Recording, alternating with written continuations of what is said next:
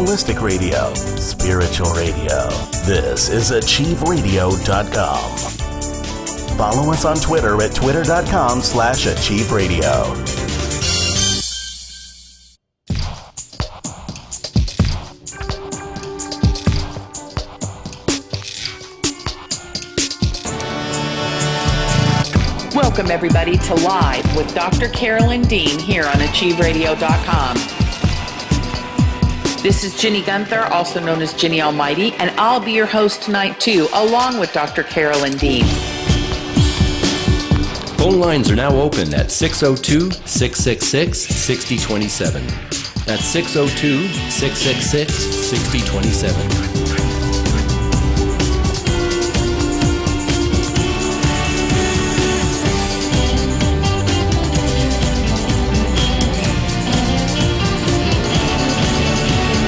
We'll be taking your phone calls from around the world and right here in the U.S.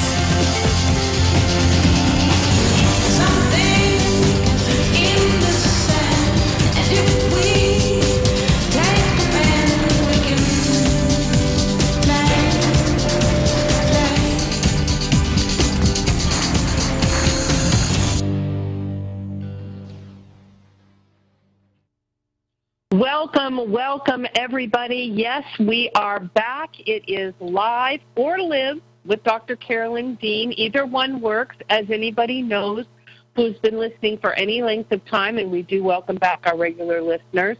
Dr. Carolyn Dean is one in a million, ladies and gentlemen, one in a trillion, a most amazing woman and doctor of the future, who is not interested in pharmaceuticals and costly surgeries and putting her people at risk. She is interested in the proper care of the human frame and in diet and in the prevention of disease, decay, and decline, which I insist just don't even have to be in our experience.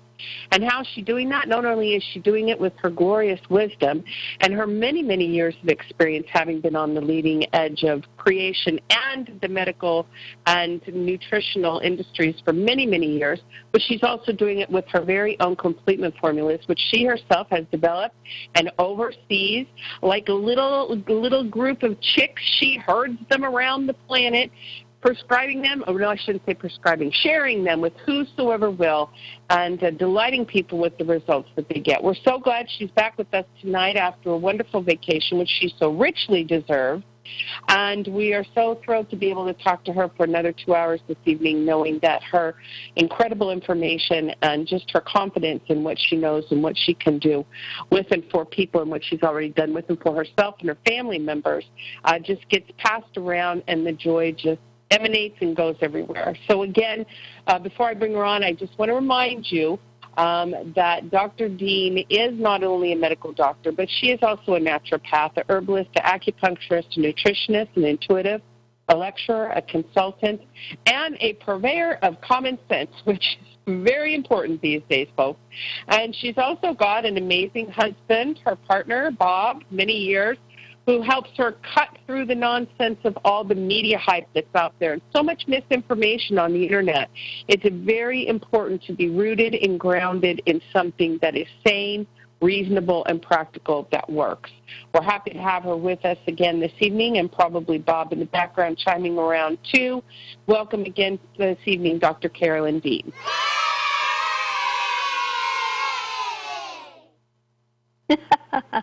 Oh, Ginny, this is fabulous. Welcome back. Thank you.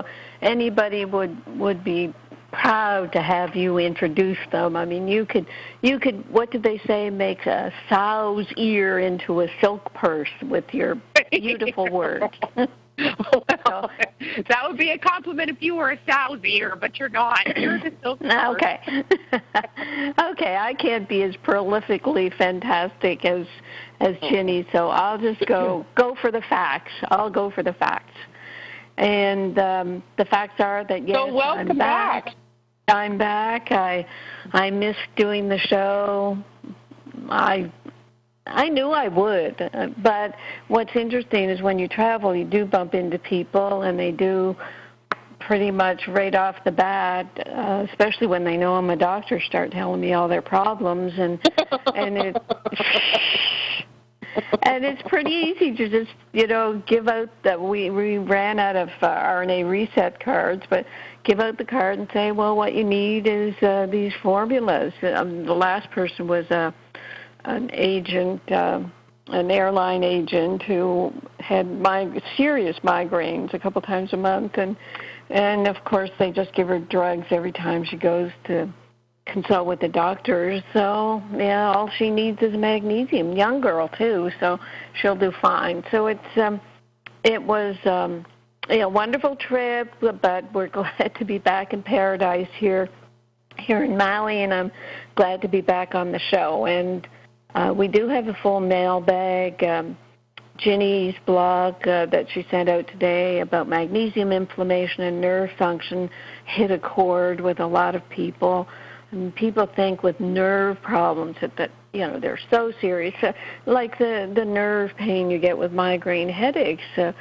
Doctors think they're serious enough to give narcotic drugs to try to suppress the pain, but we find over and over again that nerve problems, neuralgias, neuritis, neuropathies are basically related to insufficient magnesium and a relative excess of calcium that can result from lack of magnesium, causing sustained nerve excitation in any nerves in any part of the body.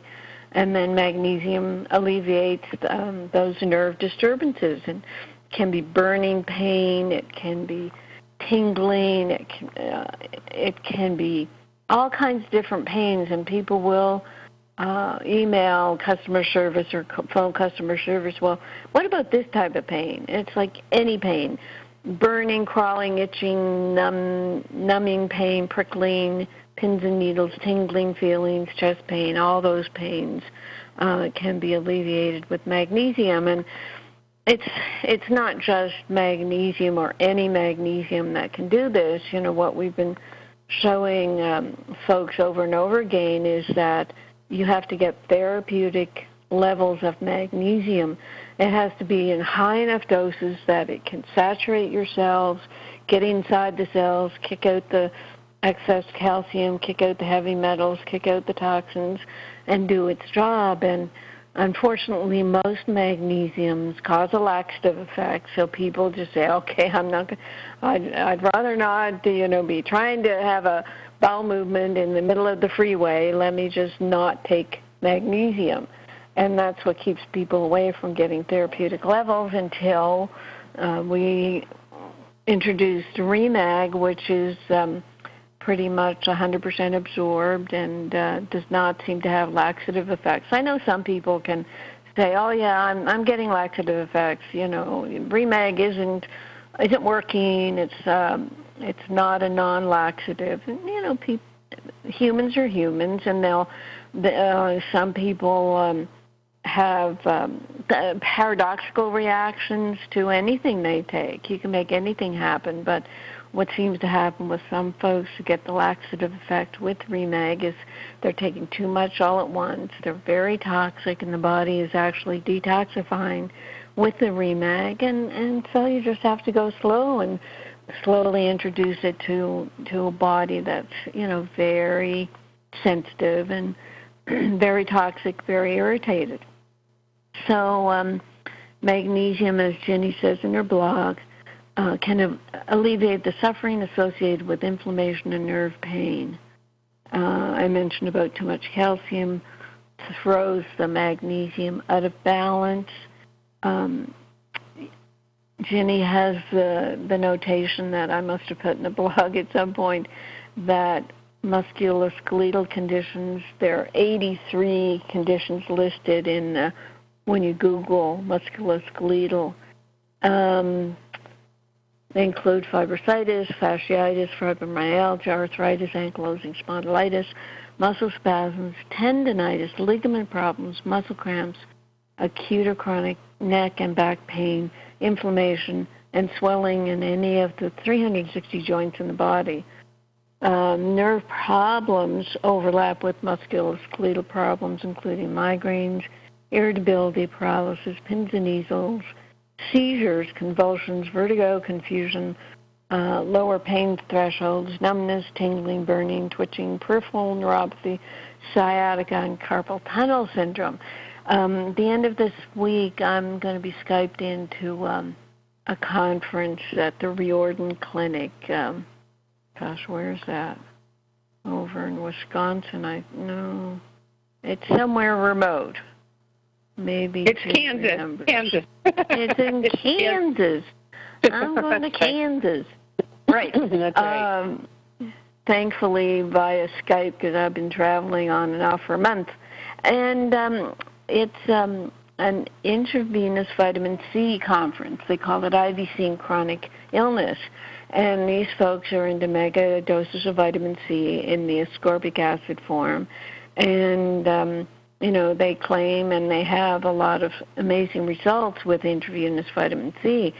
My focus has always been on giving folks therapies that they can administer themselves. You cannot administer your own IV vitamin C, and it ends up being very expensive. So, I'm going to kind of toss things on their ear a bit at this conference, because I'm going to say, well, oops, guys, here you can have therapeutic magnesium that you can take orally and alleviate all kinds of symptoms. And in fact, when I was invited to the seminar, one of the intravenous vitamin C proponents, Dr. Thomas Levy, Levy, he's been saying on and off over the past couple of years that, magnesium may be as important. But again, they didn't have a therapeutic magnesium.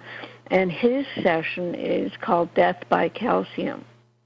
So, I don't know if that's a takeoff of my Death by Modern Medicine, but it'll be interesting because he's speaking in his session just before mine. So we're getting a lot more awareness in the alternative medical community about magnesium, therapeutic magnesium, for all these very serious symptoms and conditions.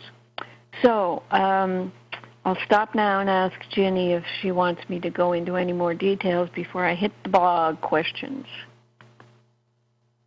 No, I think that's a very good comprehensive introduction for tonight's show. Excellent.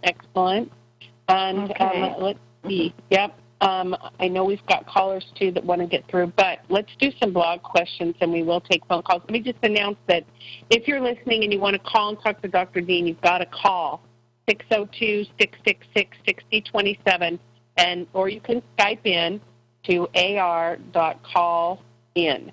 And then when you do that, you've got to hit *5 on your keypad to let me know you have a question or comment, and I'll put you on the line with Dr. Dean. But in the meantime, Carolyn, let's do some of those questions. Right, and these are questions that come in after we send out the blog, and we tell people, write in your questions. And rather than putting at the bottom of the pile, I feel compelled to put them at the top of the pile to kind of reinforce the topic.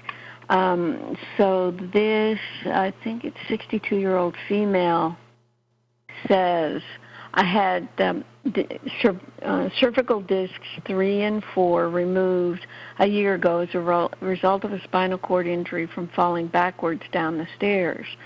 Since the surgery, I've been recovering, learning to do almost everything again, from walking to typing to even buttoning my own shirt. Maybe it is a male. Women don't talk about shirts. Most things I can do very easily now. As I was taking Remag and Remite before the surgery, and then brackets, it was the only thing that relieved the 24-hour-a-day severe muscle cramps and some of the nerve pain. Taken it before, and I've continued taking it. However, I still have bad muscle cramps at night, sometimes 2 or 3 times a week. I wake up sometimes 3 or 4 times a night with them in my legs and feet. Other nights I don't have them at all. Can't determine what may cause them some nights and not others. When I have them, I spray the Remag where the cramps are, and I also take some Remag orally. Within 2 minutes, the cramps are alleviated. My question is this: what is the optimal dosage I should be taking, when and how often during the day? And then he says, I'm 62 years old, according to my neurosurgeon, I've recovered better than most people half my age. I'm sure Remag and Remite had a role to play in that recovery. And so I didn't get the dosage that he's taking right now, but the optimum dosage for severe conditions, which this is at least 3 teaspoons a day. And you put it in your liter of sea salted water and you sip it throughout the day. If there's worsening at night, then you take an extra dose, half a teaspoon even to a teaspoon at bedtime, because there are the 6 to 8 hours of time sleeping overnight where your Remag may be used up. And basically you want to achieve saturation. I really wasn't saturated with Remag for about 2 years myself, so this is not overnight. I don't have any dates on what the timing of, a year ago, right, a year ago, taking it then. So it's quite possible that this gentleman just is not taking enough. And for something as serious as this, I would definitely add the Realign for taking out the trash, and definitely RNA drops, and the Restructure to get the protein building blocks for building the spinal cord, building back from the spinal cord injury and the damage, cellular damage. Okay, the next mailbag is, I'm suffering from peripheral neuropathy and severe leg muscle spasms, which are diminishing now that I'm taking the magnesium. Taking Remag half a teaspoon per day. Now, of course, that's not enough. I could increase that. It was tasting so horrible that I tried not to, but now I'm getting used to it, and I probably could take a stronger dose. Should I go up to 1 whole teaspoon per night?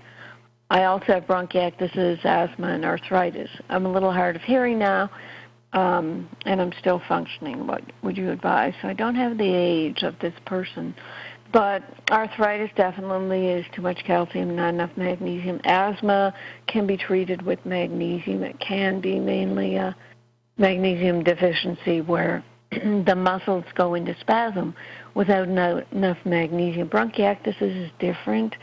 It is where the lungs, some of the tissue in the lungs breaks down and you get little infections in those areas of the lungs.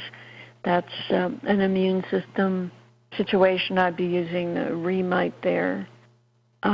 So basically with all those conditions and symptoms, it is the 3 teaspoons of Remag and 1.5 Remite, and absolutely getting on the Realign, RNA drops, and Restructure. So it's like people joke, I don't do consults anymore because I just started telling people, well, just take all the complement formulas. They are designed to treat everything. Another person, I had severe leg cramps my entire life until I took Remag for a few weeks, so that's pretty awesome. And my question now is, since I also have severe peripheral neuropathy for years, how do I know how much Remag and Remite to take? I'm taking 1.5 Remite and 3 teaspoons of Remag daily.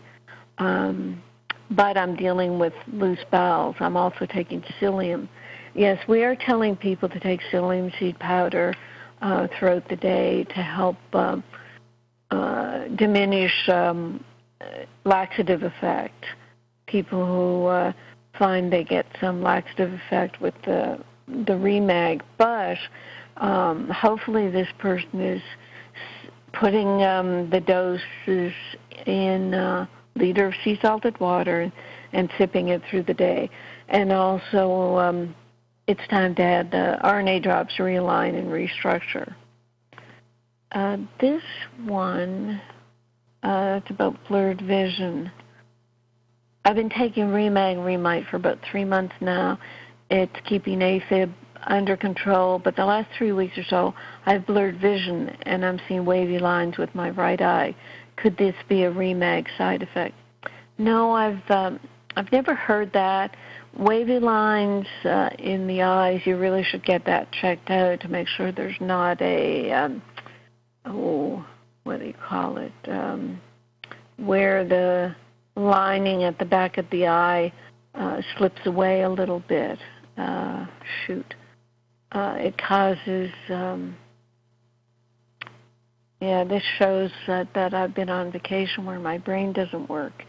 It causes the spots that you see in the sunlight. Let me check. Are you talking about glaucoma? No, talking about eye floaters. Oh, floaters. Okay, very good. Floaters, yeah, thanks. And the wavy lines can be where the floaters come from, which is where the little layer at the back of the eye sort of pulls away, and there's a word for it. But, a lot of wavy lines and macular degeneration. Oh, that's interesting, actually, because there's another question about macular degeneration. But, when you have something like that, something new, blurred vision, wavy lines, you have to go and get it checked out. You really have to utilize the diagnostics of allopathic medicine. And, you don't necessarily have to do what they say, but, gosh, you don't want to miss anything.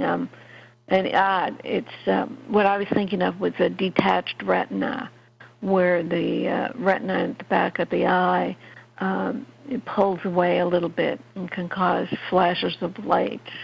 But the wavy could be more macular degeneration. And what somebody sent to me, let me just go to her email.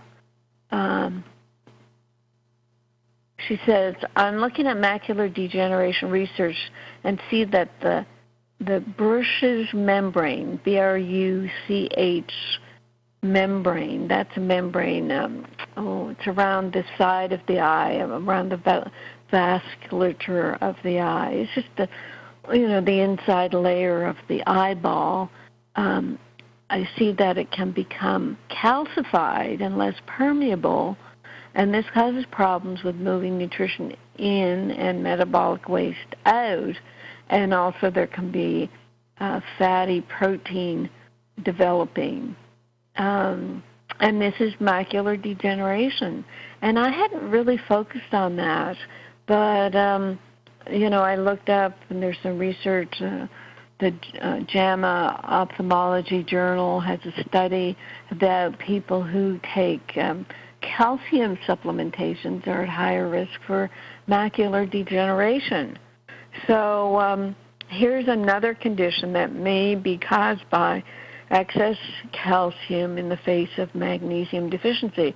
Of course, none of these papers talks about magnesium as a reference point for, well, if you've got too much calcium and not enough magnesium, your calcification is going to be worse. But I did come upon a paper by an osteopath, PhD, Stuart Richer, R-I-C-H-E-R.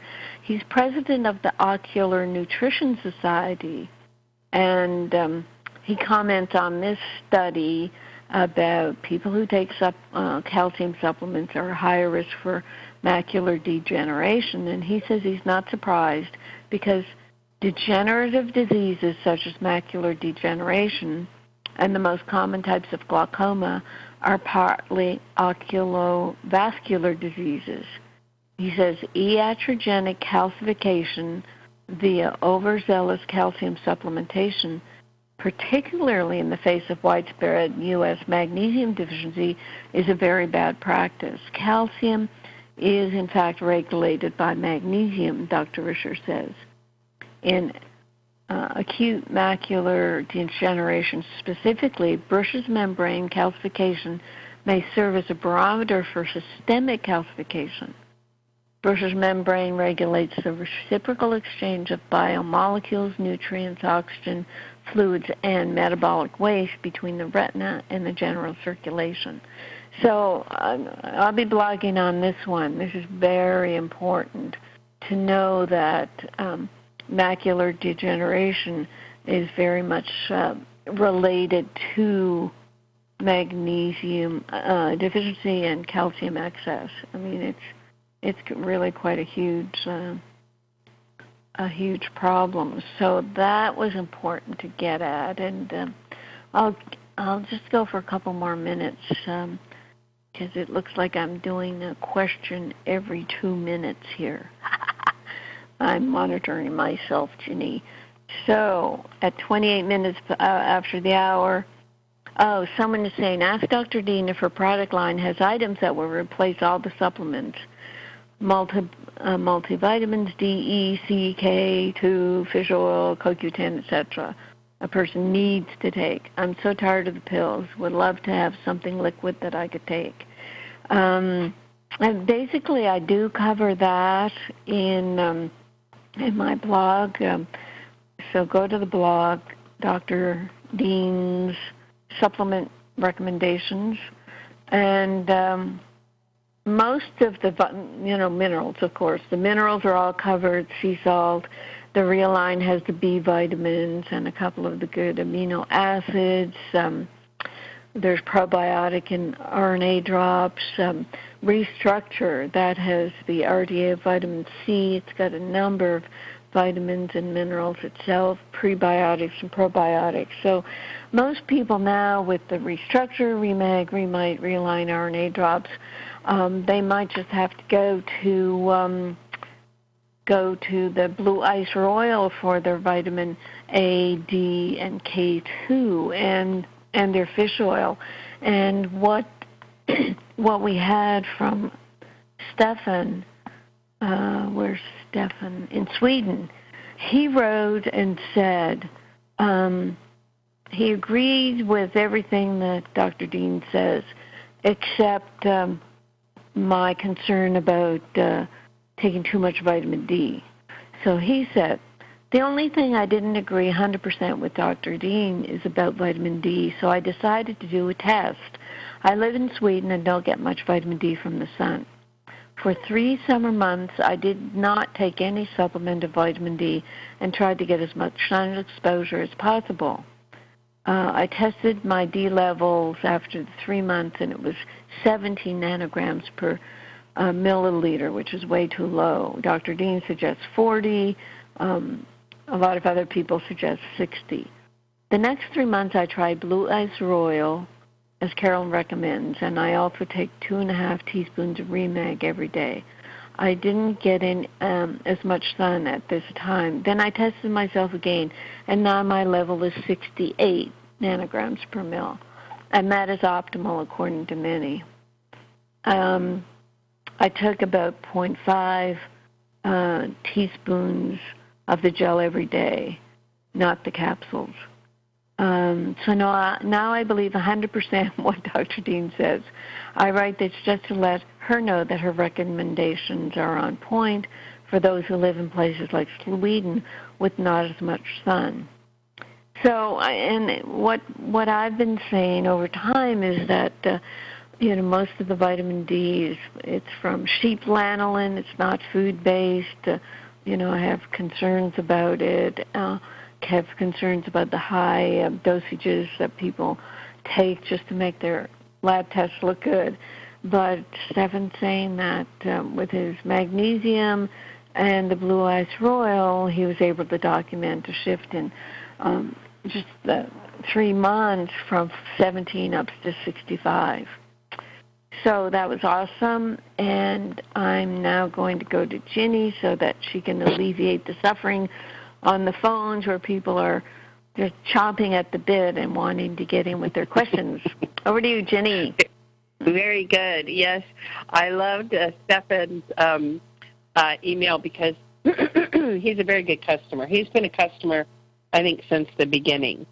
And but I just thought it was so sweet. Oh, yeah, he's been around for a long, long time. He's very faithful always ordering, and he's always sharing, different things. But he's like, I believe Dr. Dean about everything except this one thing. And then he goes about his own little personal experiment. But I thought it was so great.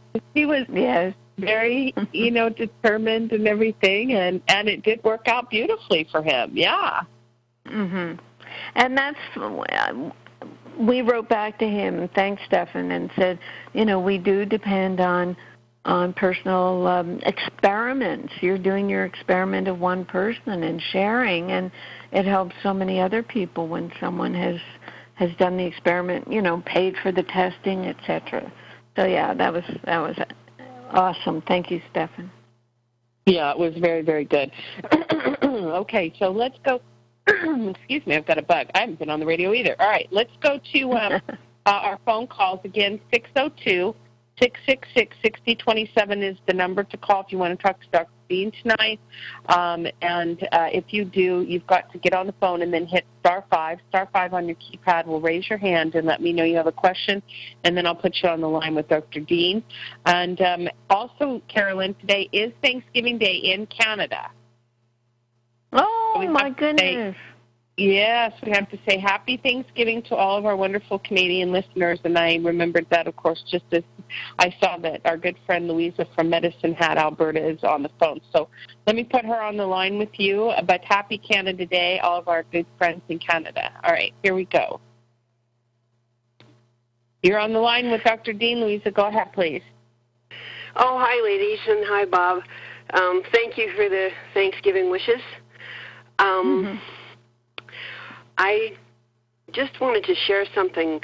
I had shared it with Ginny when I had to go to the hospital a week or two ago to emergency because of my blood pressure. I'd started getting some hemorrhaging in the retina, and it's interesting when you were talking about the eye stuff because they had said it wasn't macular degeneration with me, but that it was from the blood pressure, the oxygen was cut off to the optic nerve and the blood vessels, and then with the he said there was or this is the eye specialist said this, it was a retinal infarct where there was a section that didn't get the blood. So I had to go to the hospital to get the blood pressure brought down. And it's interesting because when I was having the medications, and it turned out they said I was allergic to nitroglycerin and that, but my whole body had cramped from the tips of my fingers up through all of my joints and hands, up my arms, up my legs, everything it was like every cell in my body cramped, and then it went through my abdomen and my chest. And they wanted to give me painkillers and stuff, and so I asked the doctor, I said, I have this liquid magnesium, would it be okay if I took some of that? And he said, sure, it won't do anything anyway. And so I took the equivalent, I guess, of a teaspoon or maybe 2 teaspoons in a little bit of water I had, and then the cramps started subsiding. And that's amazing. Yeah, that's amazing. So I just wanted to share that, and I've had to take some blood pressure medication. At the moment, it's brought it down about 30 points, but it's still high. And the specialist, the eye specialist, told me I needed to get my blood pressure down to normal in order to save the vision in that. But I guess that's another story. But it's interesting because I at this point I just put the magnesium in my water. So and I make sure I take some extra before I take the pill, and I take some afterwards, and that's been stopping the cramping, because when I didn't do that, I would start to cramp shortly after I would take the medication. Right. Well, that does show you directly how the medications reduce your magnesium. And it's tough because, yes, you're trying to get fully saturated with magnesium. And yes, I don't, Louisa has been calling in on and off for, a year and a half at least, or 2 years, is it, Louisa? I've been taking the products for about 2.5 years, and I think I've been calling in for about a year and a half, maybe 2. Right. It could be 2.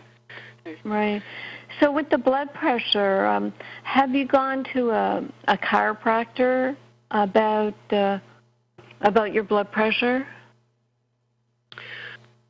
Not specifically as blood pressure, but when I was seeing her, she had been advising to go and get medication. I haven't been able to bring it down, and when I'd been told naturally, and I don't know for sure, but when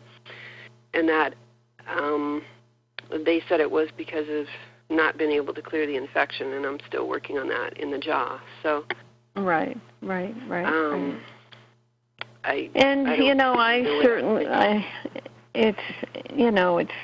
It's no fun to have to take medication, but you obviously do need to take it. So it means, more Remag, or maybe what you could do is get Epsom salts baths going.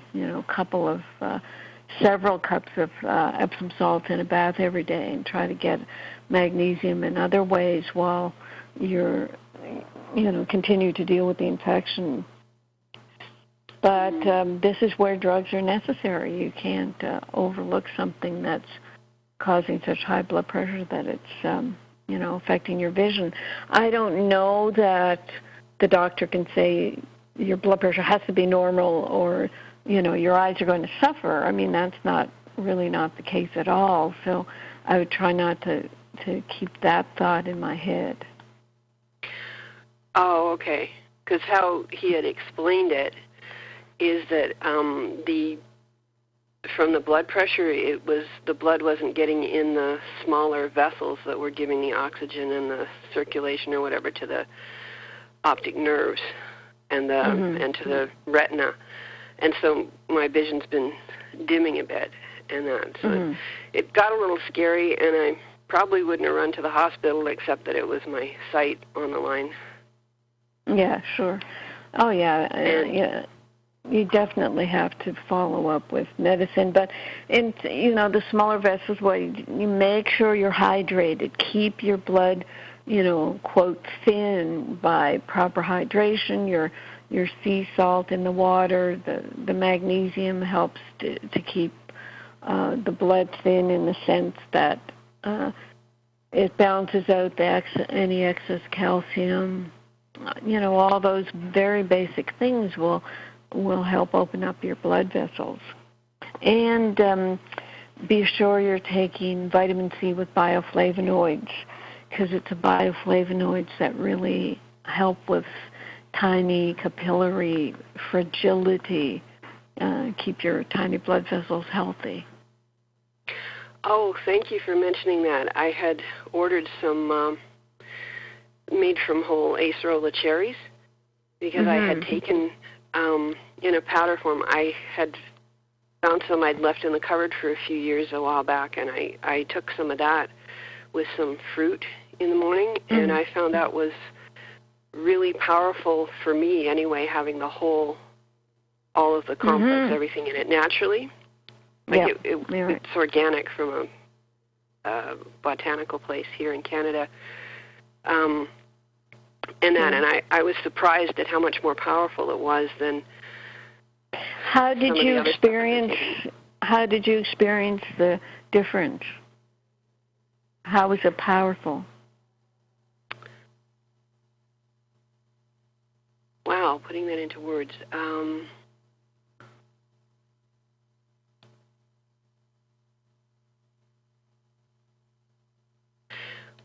That one's really hard to put into words. I felt a sense of well-being when I took it. It was because I'd taken the other the day before, and then I ran out of it, and then I took this, and it made, for the effect it was doing, I just felt...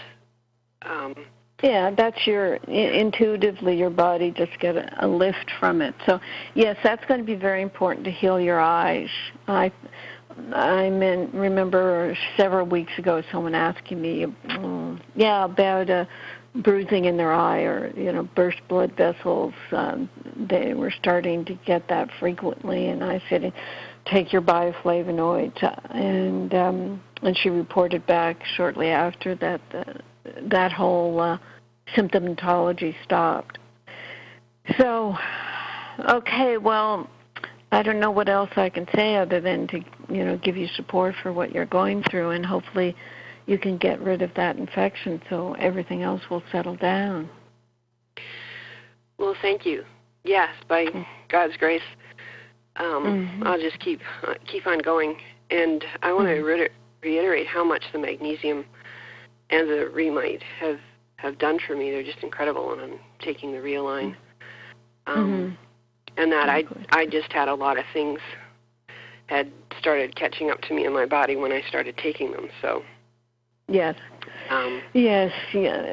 people. I mean, people can search the archives and find where you've been talking to us for a long time about your symptoms, and we really appreciate it because people go through various aspects of what you've been going through and learn from what you have to say, and then how I try to support you. So I do appreciate you coming on the show, Louisa.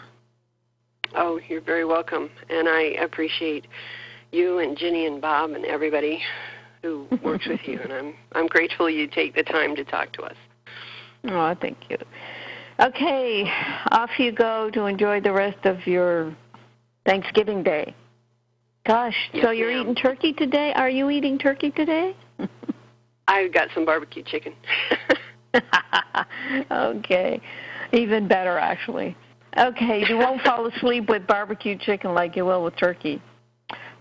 Okay, back to Ginny. Thanks, Louisa. Bye-bye. You're welcome. Bye. Thanks, Louisa. Thanks for calling in and letting us know how you're doing.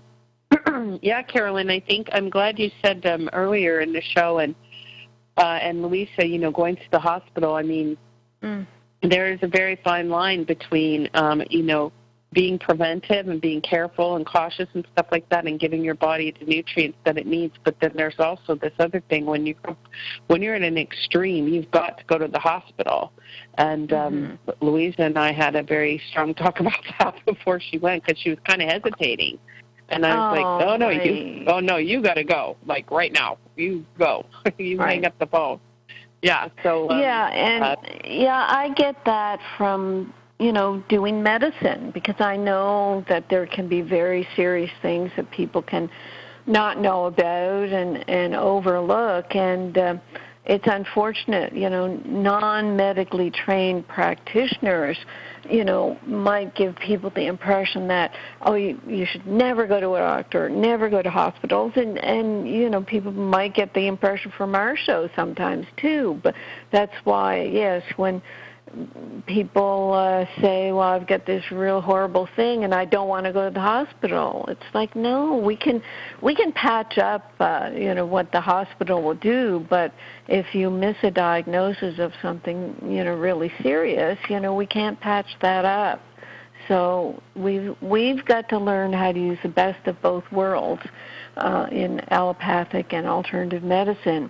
We do not expect allopathic medicine to know that balance. So this is what people individually have to get accustomed to. And as I've said before, when you go to the hospital, you just try to be calm and just state the facts.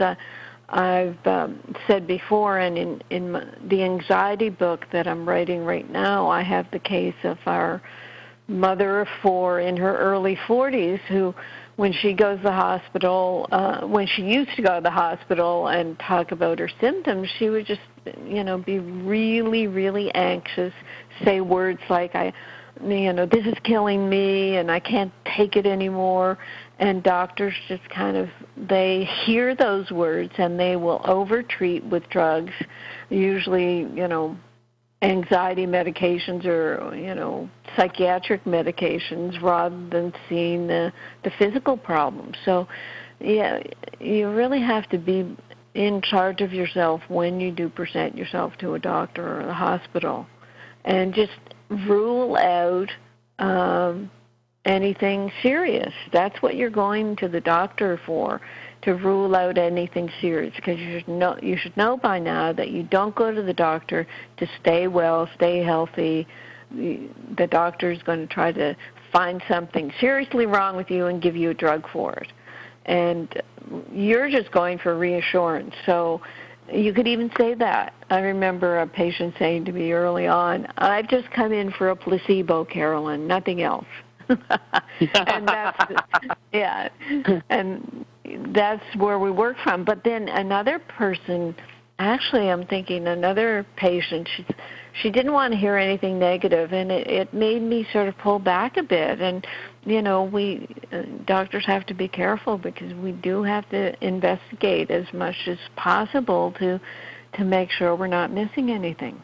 But anyway, onward we go. Yes, absolutely. 602-666-6027 is the number to call this evening if you have a question or comment for Dr. Carolyn Dean. And when you call in, you've got to hit *5 on your keypad. *5 will raise your hand and let me know you have a question or comment, and I put you on the line with her. And right now we don't have any callers, Carolyn.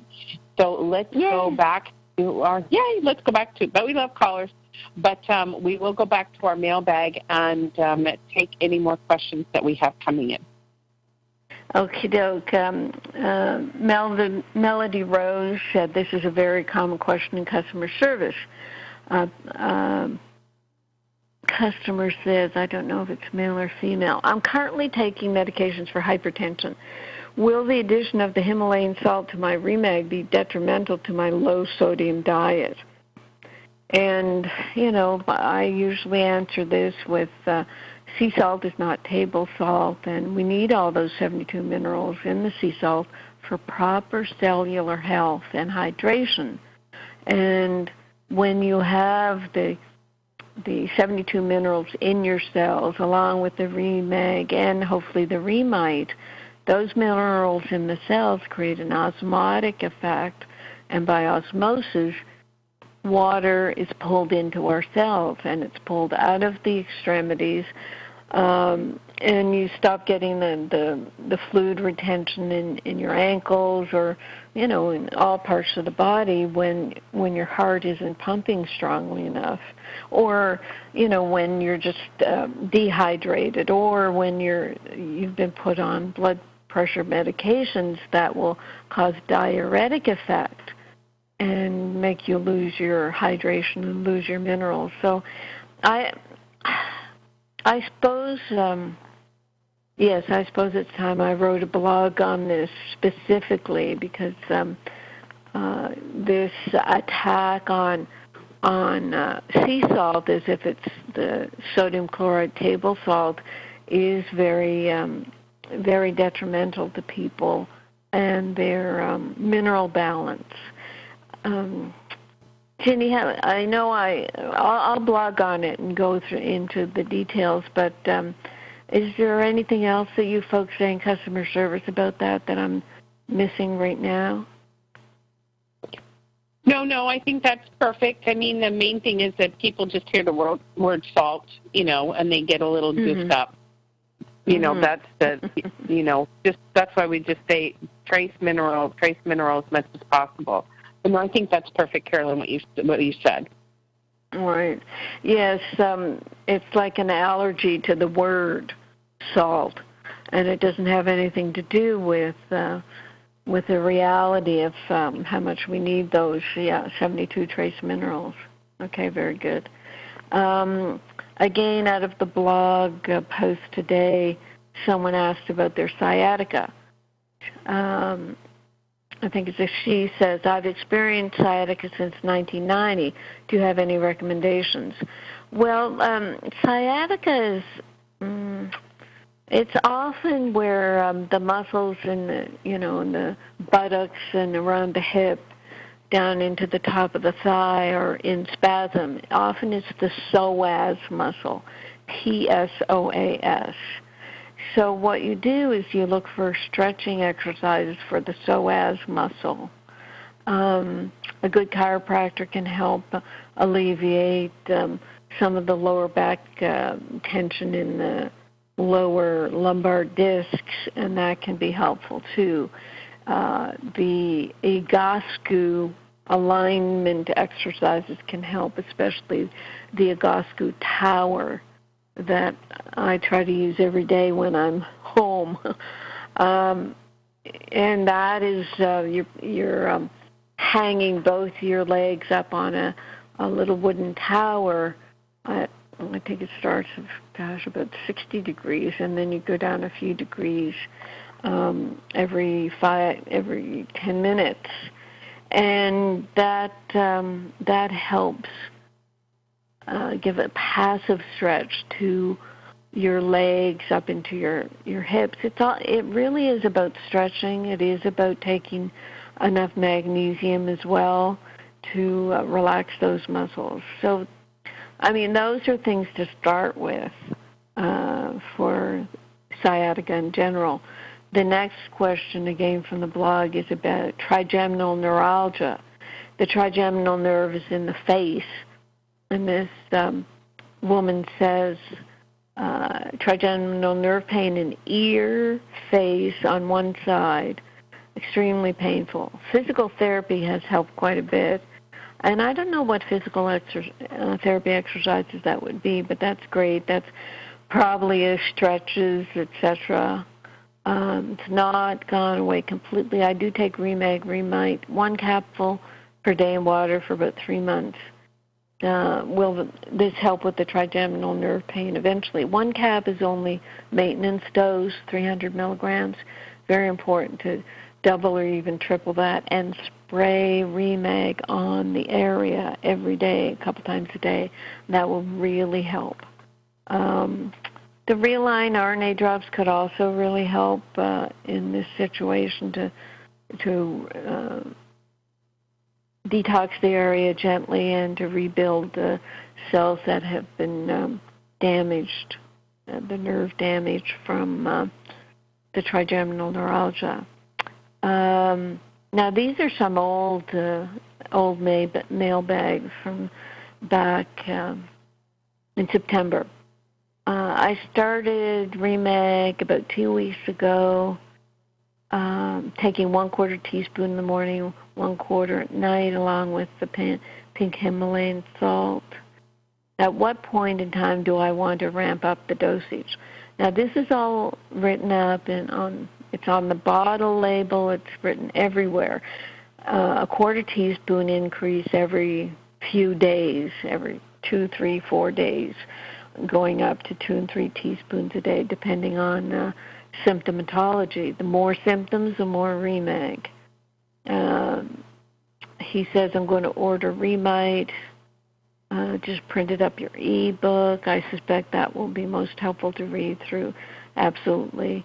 Talks about having brain surgeries for non-malignant meningiomas and seizuring activities. So that's going to be really helpful. The Remag is really going to be helpful.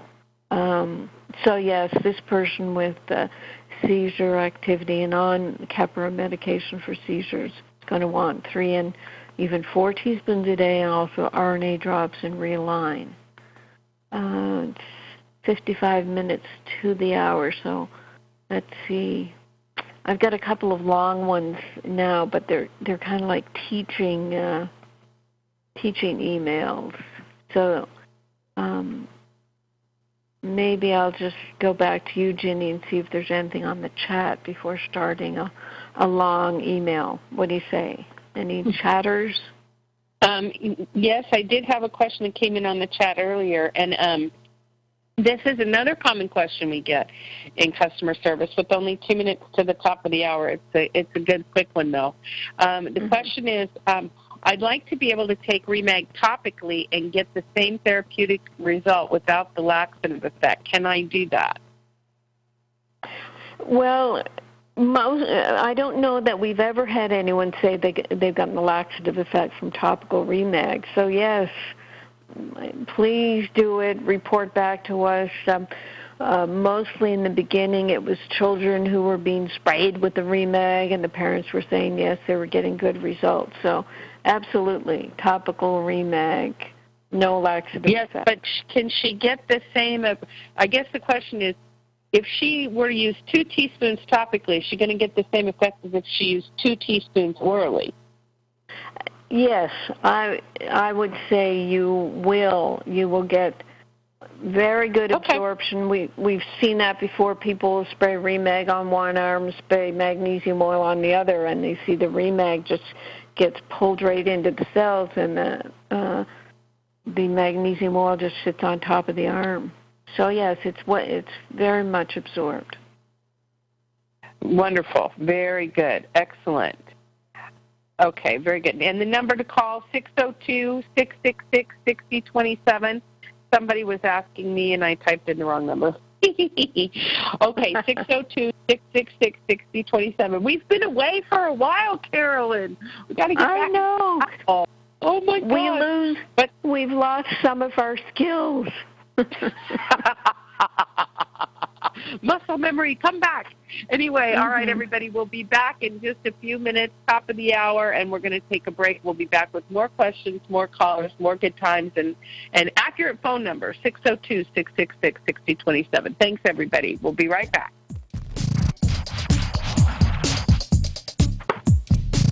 We'll be back with Hour 2 of Live with Dr. Carolyn Dean, along with host Ginny Gunther, after this brief station break.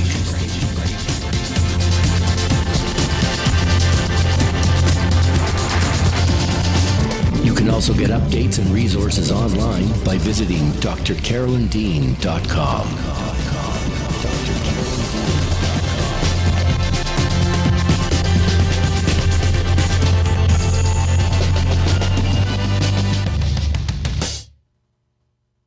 AchieveRadio.com. You're talking about convergence, harmonics, application, creation through sightedness, through non-sightedness, rods and cones, and how it affects the thalamus and the thalamus. They're two different things, apparently, and how it affects the adrenals within the lipids, and how it changes the cells from a frequency to make it more metallic. If that's the better way to say it. But yet you have iron poor blood, and that's why you have to take geritol, and you need lysine to make an amino acid. And the amino acid, then you need some protein, and you got to change it through your lipids, and then all of a sudden the fat that you got to get rid of is good, and then the sugar that you said was bad is good, and then the corn liquor's got sugar in it, and it's good, but they say it's bad, which is good.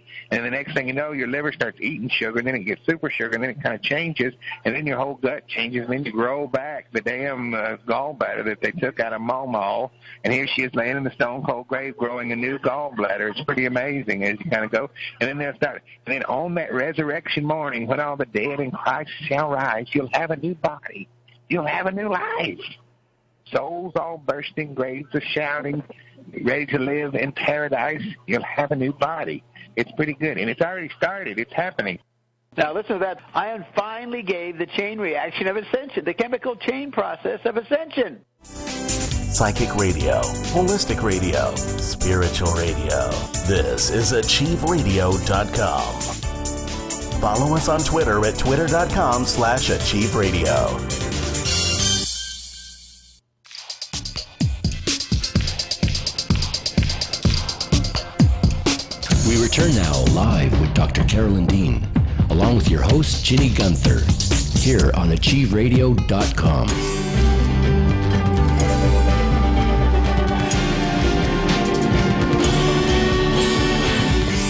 Skype is at ar.call.in.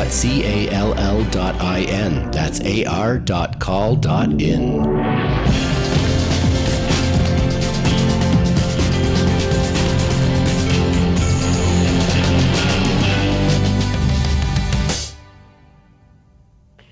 Excellent. Welcome back, everybody. Hour 2 coming up with Dr. Carolyn Dean this evening on AchieveRadio.com. Thrilled to have her back. And going back to the chat line, Carolyn, just want to give this statement that Louisa from the previous hour made on the phone, on the chat line, and then we'll go on with our mailbag and other callers. Again, 602-666-6027 is the number to call if you have a question or comment for Dr. Dean. And once you call in, you've got to hit *5 on your keypad. *5 will raise your hand in the studio and let me know you have a question or comment. All right. Louisa said, can you mention this for me? When you were both talking about the importance of taking care of things medically when necessary, I've just found a good doctor who does a lot of emergency work. She loves the magnesium. She mentioned to me to receive the proper treatment in the ER, she said it's important that the first thing I tell them is the most important thing. Whatever the first thing that's mentioned is what they're going to look into. That was a good learning experience for me. So I thought that was interesting, eh?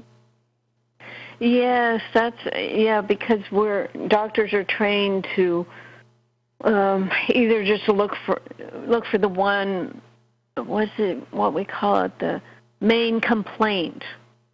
So if you say a whole number of things and then at the end of your appointment say, but I really came for this. I mean, I heard that so many times in my practice. They'd mention 5 other things but what really is bothering me is this, and the appointment time was over. Doctors just do want to focus on one thing at a time. They only get paid, often they just get paid for one thing too. So that's a consideration. But yeah, that's very smart. State your chief complaint. That's right. Very good. Excellent. All right. Thanks, Louisa, for sharing. All right. So we press on with our mailbag and long questions, Carolyn. You've got a whole hour. Yay. Okay. So this is like a teaching question, many questions. I have a question in relation to my husband, this woman says. He's 60 years old, generally fit, healthy, exercises, regular, swims, plays tennis. He's semi-retired, a landscape architect. He has had a history of migraine headaches. When he was younger, he had asthma. Okay, both of those are magnesium deficiency symptoms, so we know he has magnesium deficiency. In 2012, he started getting symptoms of migraines with nausea, vomiting, feeling his balance was out of place.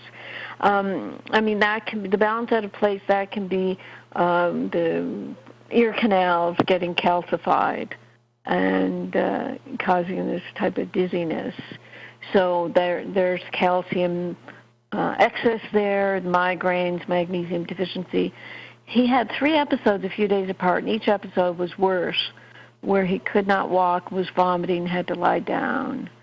He would sometimes get these symptoms when he was surfing out on his surf ski. Other times he would get symptoms when at the local pool doing laps. So, yeah, the semicircular canals in the ears, if they're calcified, they can be irritating your positioning, the little positional hair cells in the inner ear. Again, calcification. 2013, he went out one night with his work colleagues, started to drink a beer, and had a bad episode where he vomited and had to be helped to walk and to lie down. After the episode, he saw his GP, had an MRI. GP said the results showed minor lesions in the brain, and this means there's a risk in the future. And I wrote back to her in capitals. As it turns out, most brains show something, and then they're just blamed for anything the person may be suffering. So there's no way of knowing that a minor lesion in the brain is related to symptoms a person's having. The GP put him on a low-dose aspirin, and he continued this until last year, 2015. He stopped taking it due to media information regarding risk of taking low-dose aspirin. I encouraged him to go to an integrative doctor. This doctor said to do nattokinase, which is safer than aspirin, and to take serapeptidase to eat away the plaque in the brain. She bought the tablets, but he didn't take them and continued on the aspirin. Yeah, the other thing that will help plaque in the brain is Remag, because it will help deal with the excess calcium and aluminum in the brain and in plaque. And I looked up the common side effects of just plain bare aspirin include rash, gastrointestinal ulcerations, abdominal pain, upset stomach, heartburn, drowsiness, headache, cramping, nausea, gastritis, and bleeding. Every little aspirin, any swallow of an aspirin will cause bleeding. That's how it keeps the blood thin. It causes bleeding on contact. he had arthritis in his little finger, started a few years ago, and had 2 minor episodes of gout last year. So the arthritis, that's more magnesium deficiency. And gout, gout can be related to magnesium deficiency. It's also poor food absorption, the foods of excess, creating the buildup of uric acid. So I think Restructure is going to be good for people who have gout to help them absorb all their diets, all their meals. Now the migraine dizzy balance episode started again last week following a chest infection for which he took an antibiotic. And 2 days later, he started to get the nausea when he moved his head. So that gave me a clue that maybe some of this nausea and toxicity was related to yeast overgrowth. So there's magnesium deficiency and yeast overgrowth. I asked if he was taking the Prescript Assist after an antibiotic. And I think I looked up this antibiotic, and it was not a fluoride. Let me just look it up again. It was Rulide, Rulide, and it's a semi-synthetic macrolide antibiotic. What it is, if you look up these macrolide, MACROLIDE antibiotics, they look, they're just so complex, very complex molecular structure. And, the body doesn't like complex chemicals. It'll try so hard to break them down, and I think that really uses up the detoxification factors in the liver, and causes a lot more side effects. These huge complex drugs. He's finished the antibiotics now, and the migraine symptoms have settled down. But today he felt the balance problem. So it goes on and on and on. He had a groin rash, so I said there's the yeast again. His migraine symptoms, more of the dizziness. So I said, it's obvious to me that all he has to do is take Remag. Doctor it up somehow so he gets over the taste. I think she must have said he won't take it. With all that's going on, it should be 3 to 4 teaspoons a day and 2 teaspoons of Remite. No need to keep suffering when that's the obvious solution for his migraines. Even getting infections and being forced to take antibiotics, which makes all the symptoms worse, can be prevented by taking the complete formulas. They want to repeat his MRI to check his lesions, his minor brain lesions. Doctor does not understand why he's getting migraine, dizziness, balance problems. And again, I say it's magnesium deficiency. He's never given himself enough of the Remag to make a difference. And she says again, can you please suggest how he can proceed? So I say just take therapeutic amounts of all the complete formulas, including Realign RNA drops and Restructure. Okay. And, again, it's the wife, and I said, I know you're doing your best, and you know this is the answer, but he's got to decide for himself and then take responsibility for his own health. So it's, and I don't know, I don't know if this gentleman is reading my email or would listen to what I'm saying, but, when you have very painful conditions, you just sometimes can't believe that a little mineral is going to help, and that's sort of the problem we face with getting people to just try the Remag in therapeutic amounts and do their own experiment to see if it's going to work. This is a postpartum question. This woman is 7.5 months postpartum. Second child, she's 38 years old. Never had an anxiety problem before.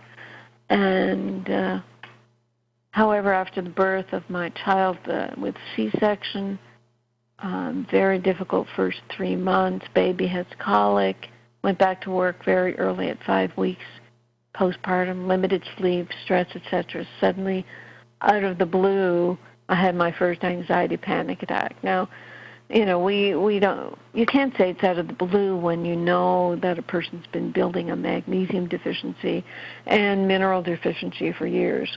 Postpartum depression is mainly zinc deficiency, magnesium deficiency, and the need for B vitamins. She went to the hospital with her anxiety attack because she didn't know what was wrong.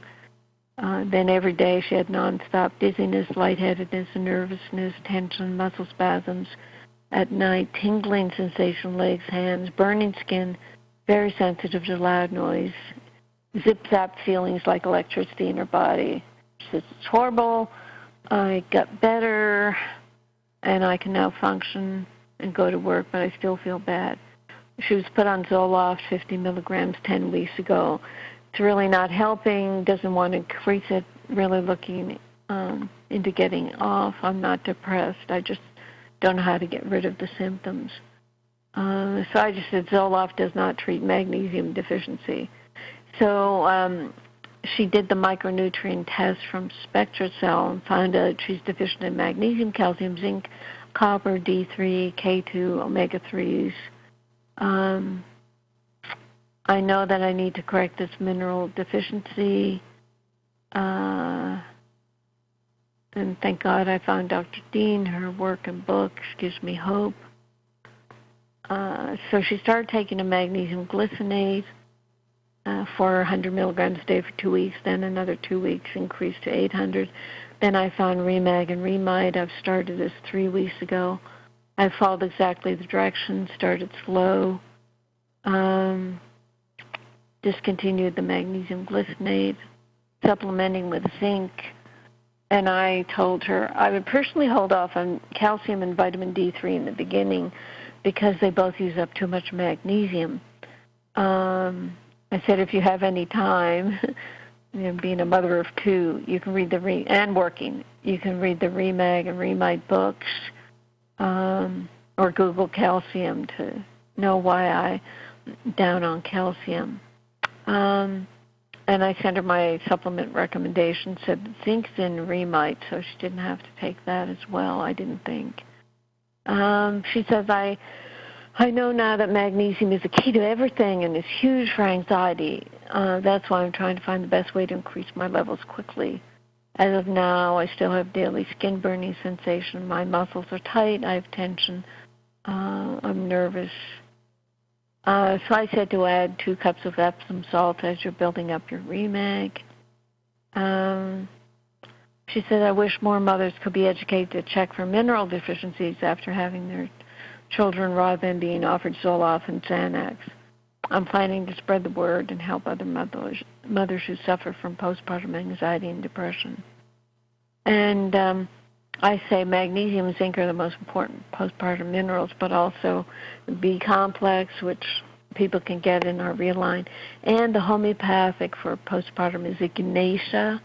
It's from the St. Ignatius bean, and it's for it's kind of for perfectionism where, you know, bright women who think they can do it all and handle it all, you know, when they're just getting their 2 and 3 hours of sleep a night, you know, and things start to fall apart and they can't be perfect, they start blaming themselves. So the Ignatia, Ignatia, is very specific for postpartum. I said we have lots of mothers with your symptoms, and if they just focus on the complement formulas and try not to worry and second-guess what they're doing, they get better very quickly. So it'll be interesting to hear back from this mom and see how she's doing.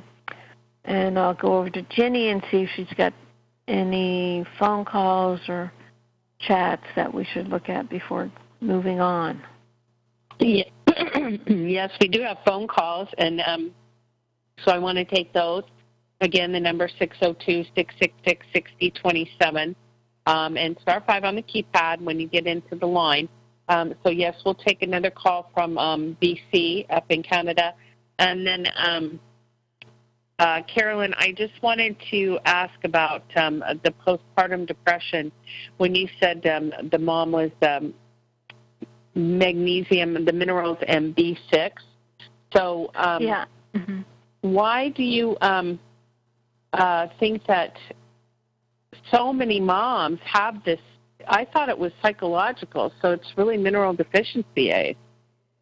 Oh, yeah, you use up so much magnesium during the stress of labor. You're sweating, you're not able to eat anything, you keep anything down. It's just a really incredibly stressful situation. And zinc as well is used up in various aspects of labor and delivery. I mean, that's been known in the naturopathic community, but with the Remag being so well absorbed and the zinc in the Remite, that seems to be what helps most. And also women who have a bit of a low thyroid, they can have worse postpartum symptoms than someone whose thyroid is normal. And the thyroid is really stressed during pregnancy and delivery. So the Remite supports all the minerals for the thyroid. Actually, I'm doing a Healthy Mom Summit. I'm taping it in the next week or so, and I stress these nutrients all the time for mothers. Yeah, and it's not a drug. You don't want to be taking drugs because most mothers are breastfeeding, and these women are just left on their own until they're finally told to take drugs by their doctor. Wow. Very good. Good to know. Excellent information. Excellent. All right, let's go up to BC, area code 604. You're on the line tonight with Dr. Carolyn Dean. If you could give us your name and then state your question or comment. Hi, my name is Joanna. Oh, yes, go ahead. Welcome to the show. Hi, Dr. Dean. I had spoke to you back in, I guess it was March of this year. I just started taking the Remag and Remite.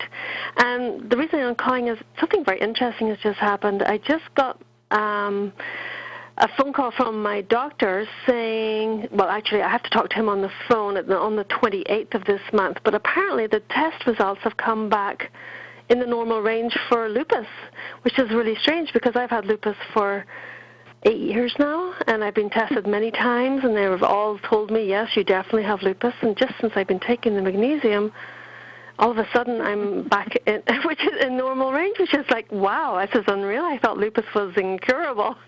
So anyway, I just wanted to share that with you. So I can't wait till this phone call on the 28th of this month.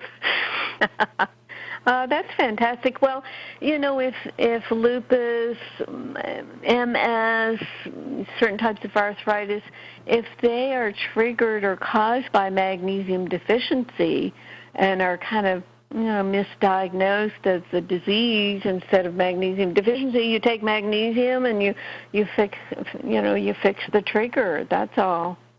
I'm just like so excited now. I was like, now I can, because I've had all this like death sentence over me nearly, like, if you don't take the drugs, you'll be dead in 4 years, all this kind of thing. And all of a sudden, like, wow, I can start to dream again. This actually might be true. It might be gone. It might not even be there. So anyway, I just wanted to share that little bit of hope with you. I'm excited about this, but trying to be reserved just to make sure, because I think I want to do the test again just to make sure. Because it changes everything. It changes life insurance, mortgage insurance, everything. It's like everything changes then. So kind of cool. Wow. Very much. How old are you, Joanna? I'm 52. And are you just on the Remag? No, I'm on the Remag, Remite, and the Realign, and the RNA drops. Perfect. Yeah. Well, that's why. That's why. You're making new cells. And do you feel better or different on the formula? I do. Mm-hmm. My joints are way less painful. Yes, definitely. It's a huge improvement since March. So that's, 6.5 months. So, yeah, right. Huge improvement. Yeah.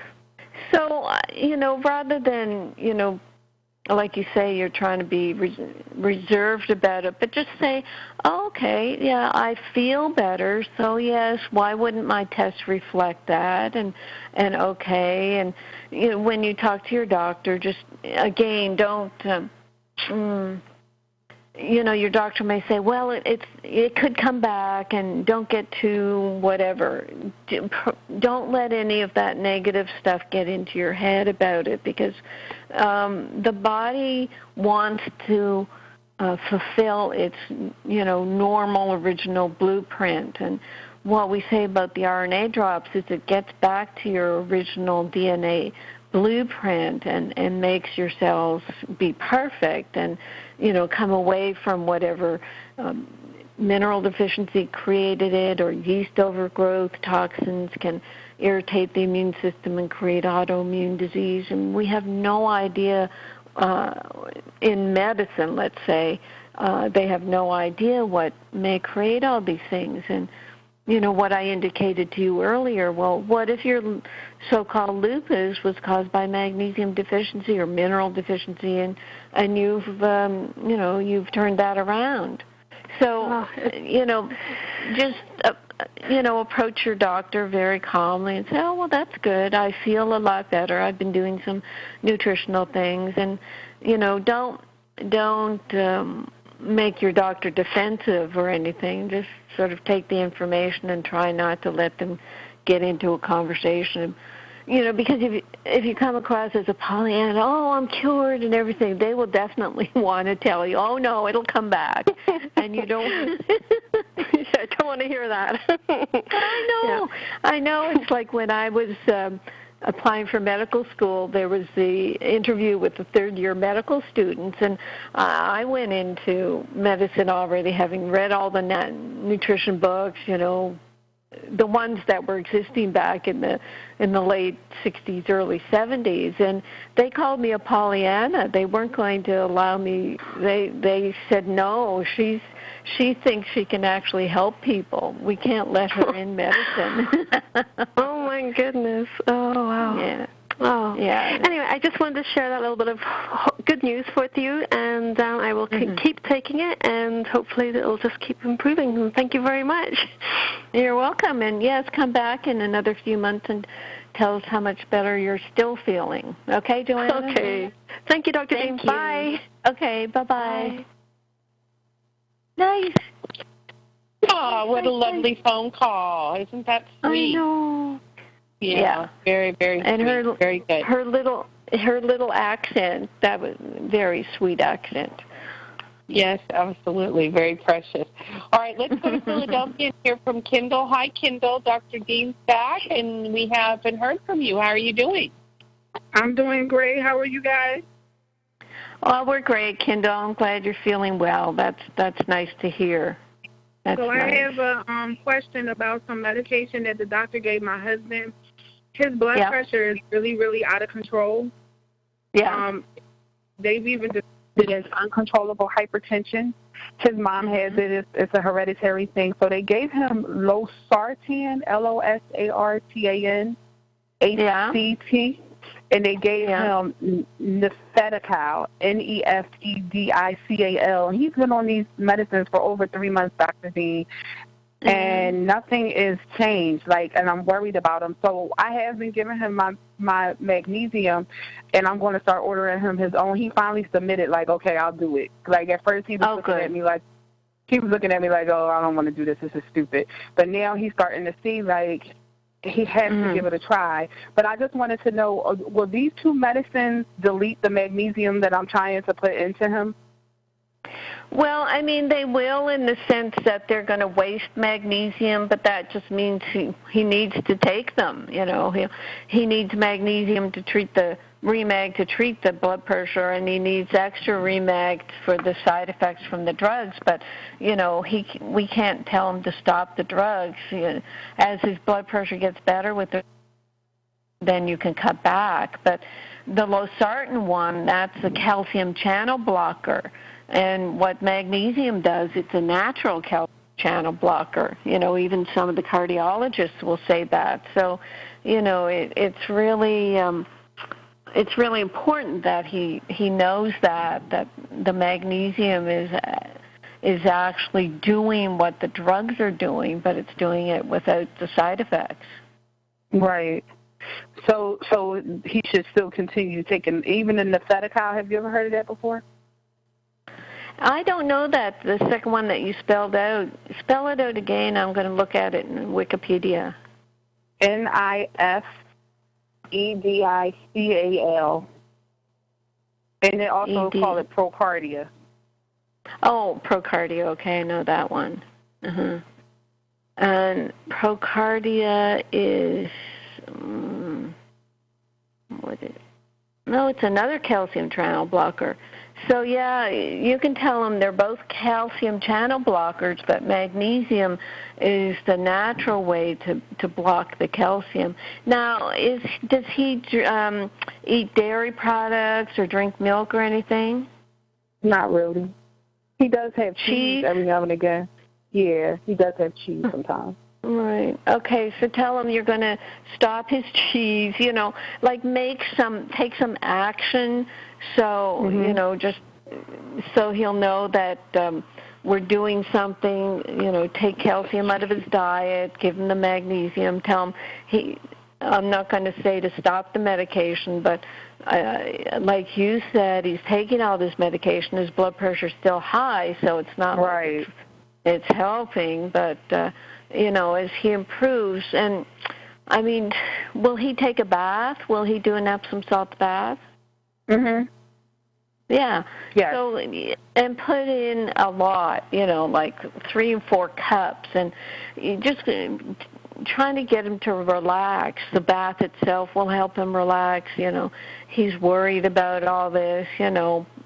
Men don't express their worry; they tend to hold things in, and then that it stresses their whole body. It's like they're one big tension. But it won't be long before he starts to feel a bit better, and then his blood pressure will come down. He probably has head pressure and everything. So, yeah. Do you think I should give him more than what it suggests on the bottle? Should I give him like twice as much? What you think? He's a big guy. Like he's like 230. He's 230 pounds. He's like 5'10". Right. Well, he's going to need 3 and 4 teaspoons a day. Okay. Yeah. Okay, so I'm about to order some tonight. he's taking all the mine. He's going to be drinking it all down, but it will help. Do the baths, get rid of this cheese, and look and see if he's doing anything else with calcium. Really take a good look, and then he'll start to feel better. Okay. Thank you, Dr. Dean. You're welcome, hon. I'm sorry well, at least you're feeling better. So now you're feeling better. You have to take care of him. I know. I get Yeah, and by the way, just FYI, I absolutely love the taste of that protein shake. So I'll be ordering that as well. I'm going to have to get a little second job because I want to order everything you got. But that protein shake is so good. It tastes like a dessert. Oh, that's tastes like great. A dessert, and it's my meal replacement. I'm using it as a meal replacement for breakfast because I don't eat breakfast, so I've been using it to eat breakfast. Yeah, because I know a little while back you said you wanted to lose some weight, and that's going to help you lose some weight. That's perfect. Oh, that's great, Kendall. Okay, hon, thank you for calling, sweetie. Bye-bye. Bye-bye. Yay. Yay, yay. Oh, Kendall's doing so much better. Yay.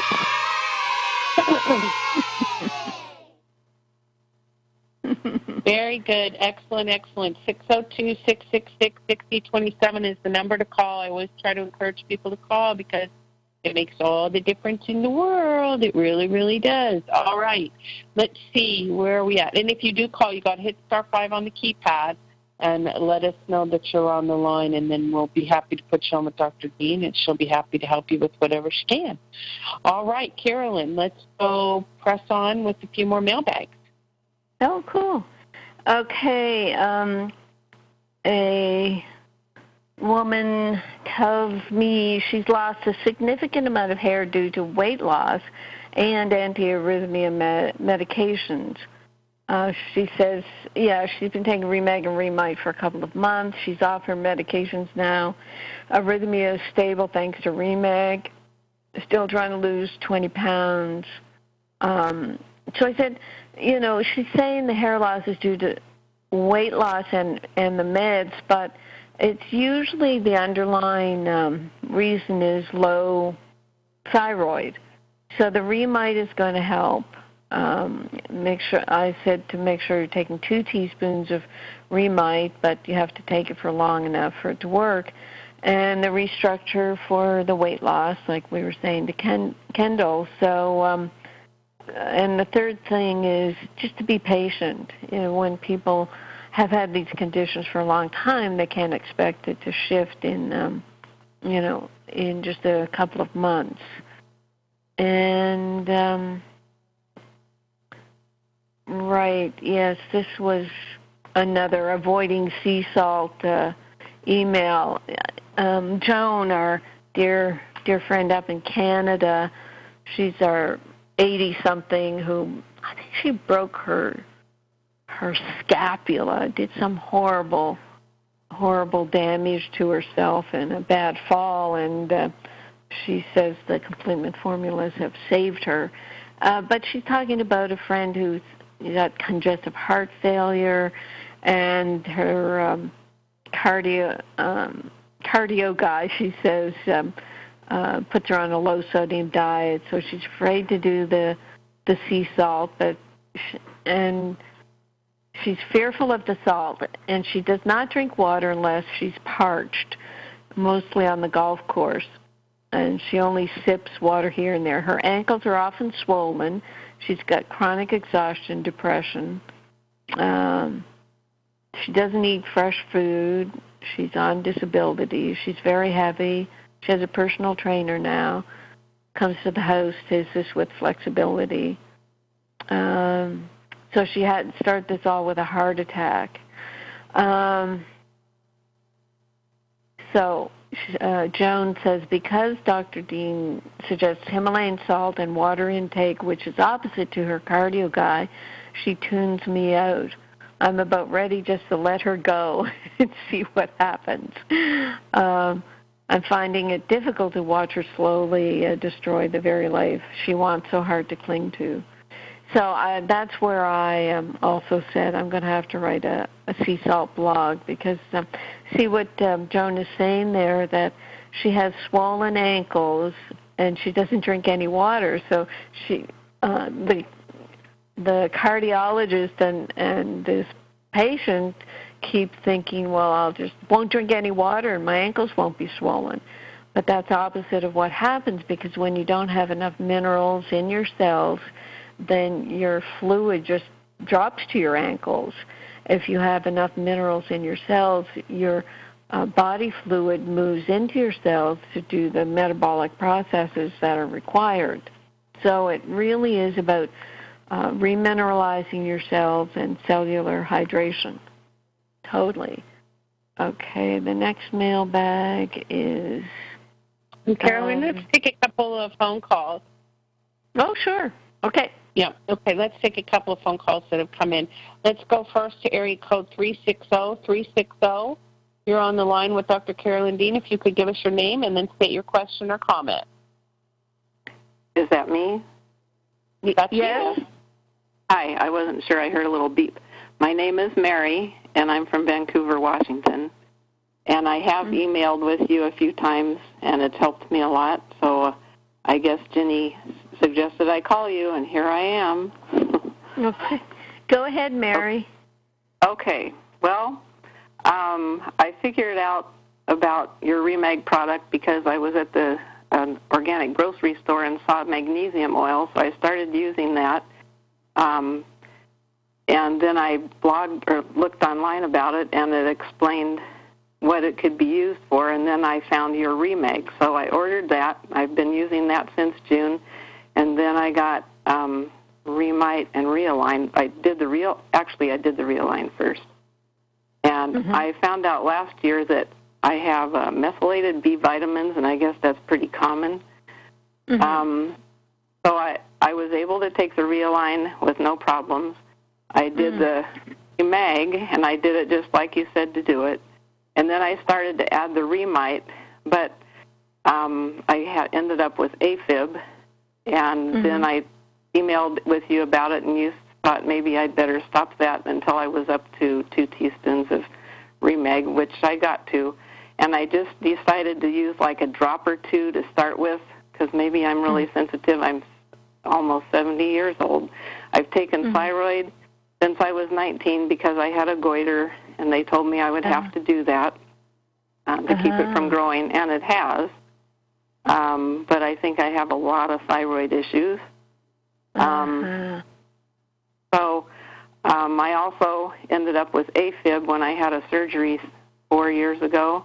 And ever since then, I've had a lot of irregular heartbeats that just drive me crazy, especially at night, and they wake me up. And they got better for a while I was doing the Remeg. I'm still doing Remeg, but they've come back again. But see, I'm facing a knee replacement surgery November 1st, and I don't know if it's anxiety about that because I'm not real excited about the slot. But I did get the magnesium RBC test last week, and it came back 6.4. So that's supposed to be good, right? Very good, yes. So I don't know. Okay, so where are you at with the Remite, Mary? I kind of stopped doing it because my heart's been palpitating so much, and I thought, well, it might get me going again. And I with know, the surgery, I hear you. The iodine in the Remite for people with really sensitive thyroid sometimes can be a factor. But we do want you to mineralize yourself. Are you able to do the sea salt? Oh, yeah, I've been doing that even when I just read about Remeg, and you suggested to start that. So I did start that right away before I got the products. And I take 75 ounces a day. Oh, good. Well,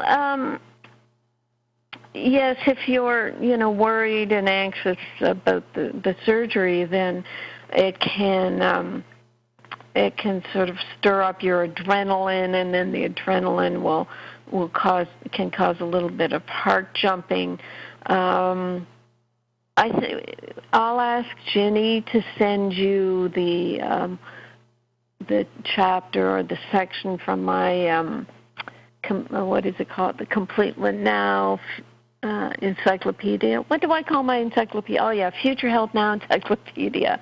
I have a section called Preparing for Surgery, and that I think will help. Some basic things, getting a Bach flower remedy called Rescue Remedy, a homeopathic called Aconite for fear. You would take some Rescue Remedy and or Aconite every time you start thinking about the surgery. And what you do with surgeries is just you say, I've decided to do this surgery. It's going to be the best thing in the world for me. I'm going to be happy with it, and, the outcome is going to be wonderful. So you do a lot of positive self-talk before it, because the surgeons are there for the most part doing a great job, what they can accomplish. And, I know people who've had knee replacements, and it is quite amazing. So just be real positive. The Remite, leave that alone, especially right now. You don't want to add anything while you're getting ready for the surgery. And if you're taking your sea salt and your Remeg, you should be fine. Okay, so well, something I read, was it from you? I'm not sure now, to get a magnesium infusion during the surgery. Do you think? If you can, you can say to your doctor, I seem to have a real need for magnesium. When I don't take enough magnesium, my heart does palpitate, and I don't want you to think I don't want to be under stress during surgery and it be due to lack of magnesium. So just if you talk to them that way, they sometimes will listen, or at least they'll know if you do start having an arrhythmia on the table, they'll put up the magnesium drip. Yeah, that's true.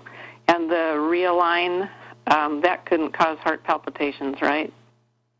No, that's very benign. I don't know if we've had anybody say that they've had a reaction to the Realign. And like you said, it's got the methylated Bs, and you have that methylated methyl problem. So I'm glad you're able to take that. Yeah, I appreciate it very much, because last summer a naturopath tried me on about 10 bottles of different things, and I reacted very poorly to trying those. So this, I've taken it, and it hasn't caused me any problem at all, and I really appreciate that. Right. So thank you for all your Oh, you're welcome, Mary. The other thing that'll help with the recovery, or even to prepare, is to get the restructure. That the protein powder, it does have RNA powder in it, so you'll get a little bit of the RNA product as well if you do the restructure. I did order a little, the $14.99 one of the RNA. Oh, the RNA drop. Mm-hmm. I have a hard time getting the dropout, so I was... Well, get yourself a small dropper bottle with a dropper, and just get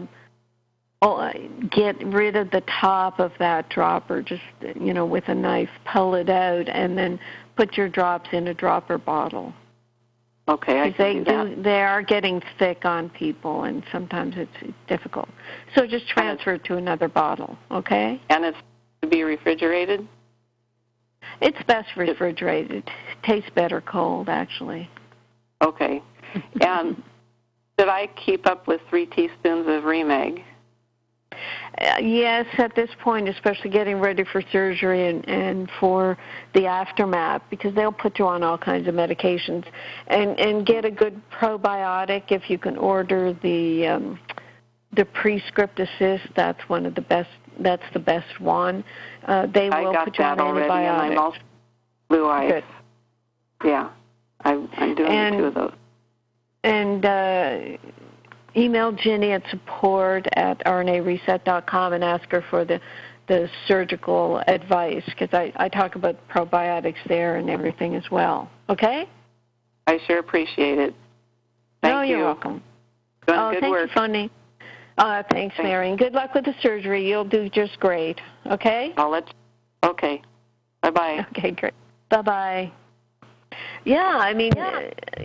with who did we have earlier who had broke their back and said he or she's being told that they're healing better than a person half their age. I mean, that's what you can expect when you're doing the completement formulas, that your body is just going to respond that so much better.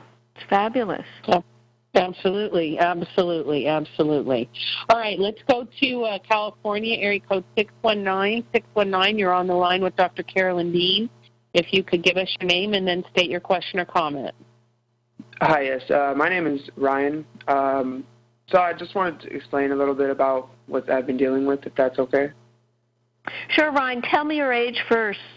Okay. Yeah, okay. I'm 23, and I'm a personal trainer. So, and I go to school right now. My job is actually pretty high demanding. I do short workouts like every 3 minutes. It's this type of gym where it's a circuit. And during the summertime, it was really hot, and I was always sweating every day for, let's say, 3 or 4 hours, sometimes 6, depends how long I would be there. And just after 2 months of this, we didn't have AC. It was the whole issue, and I'm in California. So sometimes it was in the hundreds and stuff. Anyways, just been sweating a lot. And then one day I was in the gym, and I was working, not working out, but I was working, and I just got really dizzy and really faint, and I had to stop working. I went home, just had to stay home for a couple of days. I went to urgent care, and they didn't really have much to say. They gave me an EKG. They tried to see if I had any issues like that. Nothing. They sent me to a primary care. He thought I had a sinus infection, so he put me on antibiotics. He put me on amoxicillin, and then after 3 days of amoxicillin, all of a sudden my vision just went out, like blurriness, really bright lights. I have sensitivity to lights. That pretty much. I went back because I was like, this isn't right. He thought I still had a sinus infection, and he said the antibiotics weren't strong enough. So he put me on doxycycline after that. Wow. Yeah, so I went on 14 days of antibiotics, and nothing really changed as regards to my vision and lights or anything like that. Only thing I pretty much got was even now a messed up stomach. So I feel like the probiotics in the good gut bacteria just got destroyed by the antibiotics because I was just hurting in my stomach. That was the only thing that pretty much solved that's the only thing that happened when I took the antibiotics. But after that, I went back to the doctor because my stomach was hurting, vision. I've been in and out of the doctor trying to figure out what's going on. And I get there this last time. It was a month after everything has gone on, and I have a panic attack, full blown. Never had a panic attack before, but I lost my feeling in my arms and legs and things like that. And this doctor just straight up said all my symptoms were because of anxiety. So, I got sent to psychiatry after that, to see if I am dealing with anxiety issues, depression issues, things like that. And the first psychologist thought, I could tie in with it. And this story's a little bit everywhere, but during that time, I didn't believe I had anxiety. I started looking into nutrient deficiencies and stuff. I'm a nutrition major myself, so I just couldn't accept the fact that after 23 years, all of a sudden I have anxiety. It just out of nowhere, bam, big panic attack. Right. And that's when I found your book. Started looking into the whole magnesium deficiency, and I'm really I've been researching it probably a little too much, kind of getting a little obsessive. But it's been a big thing. I've been really appreciating it. But anyways, back to the story. I went back to a psychiatrist who was going to be the one to actually give me medications. And she didn't believe I had anxiety. She believes I had electrolyte issues and that I possibly diluted my body by drinking too much water. And, she's the only person that actually was on my side towards this. I've had doctors just went right off the bat saying I have anxiety and stuff. Yeah. But, and I don't know if that's the usual story you hear or if that, if this is kind of strange. No, it's just word for word, what so many people go through. It got to the point where with anxiety, I didn't really want to write too much about it because, people do think it's a psychiatric condition and they need meds. But I finally just finished a book on anxiety and the magnesium deficiency side of things because, you've read enough by now, Ryan, to know that you sweated out so many minerals over the summer that you got yourself mineral depleted at the cellular level, dehydrated, and then, sinus infection. I don't know where the heck that came, diagnosis came out of. I know. Other than, when you're dehydrated, your sinuses probably collapse a little bit. And, who knows? They just look for a reason to give a medication. And for someone, to take an antibiotic and then you come back with serious side effects, blur vision and eye sensitivity, and say, oh, well, it wasn't strong enough, you need more. It makes no sense. It's just so sad. I've been pretty mad because, it kind of messed me up, And then when you tell someone you have anxiety, you kind of start thinking you do, and it's been kind of a battle of, do I actually have anxiety or is it nutrition, And I'm glad that nutrition is my major and my strong point, that I sat there and didn't just listen and started taking antidepressants and stuff because I've been, I haven't gotten Remag yet. I do want to get Remag, and the Remite, I just get paid tomorrow, so that's probably that's the next step after I get paid. But I did get a glycinate pill. I did have some magnesium glycinate, and I have been taking the Epsom salt bath. Oh, good.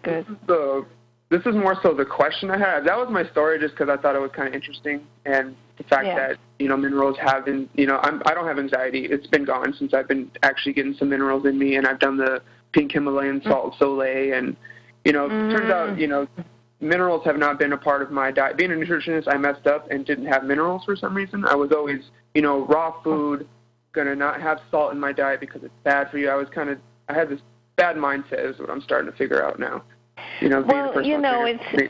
It's like I say, Ryan, a lot of the young people now, they think vegetarian and raw foods, and they'll get their nutrition, but then when you realize the soil is depleted, it's hopeless. And I've written about the raw foodists and people drinking all these green drinks, and they still come to me with heart palpitations and anxiety and leg cramps, and it hits people in different ways. Some people start the numbness and tingling, but you said you had, you couldn't feel your limbs and everything. So right now, I mean, look into yeast treatment. Avoiding the sugar, gluten, and dairy. Take lots of garlic. Do the probiotics and. To get your stomach right again. Yeah, I started taking a probiotic about a month ago, and that definitely did fix that whole stomach problem that is gone.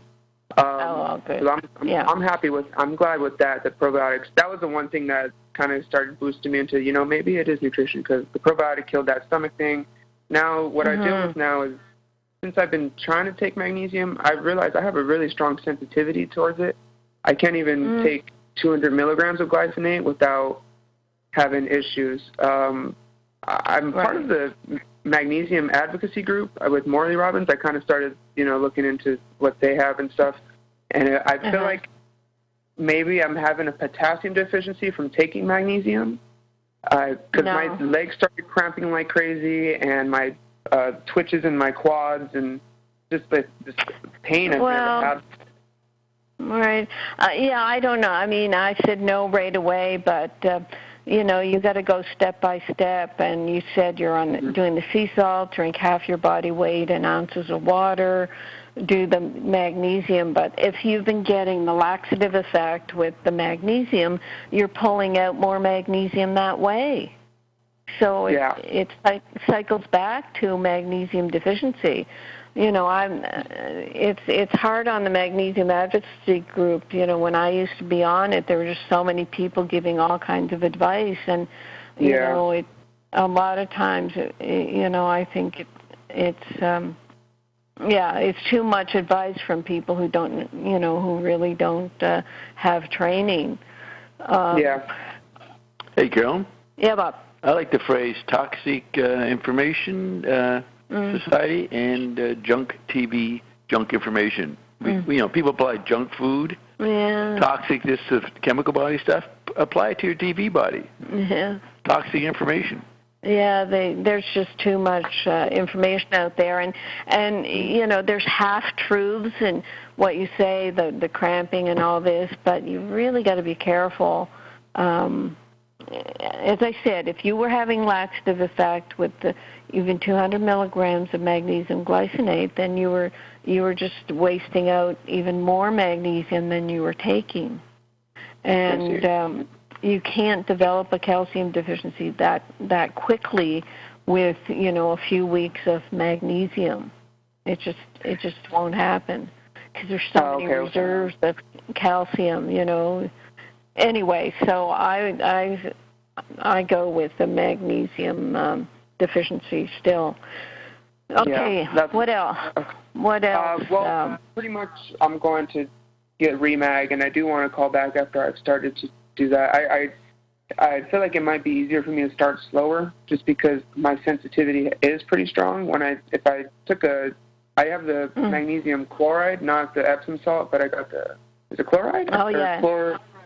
And I feel like it's stronger because I'll sit in a foot bath for 10 minutes, and then after that I knock out. I'm just so passed out, tired that right.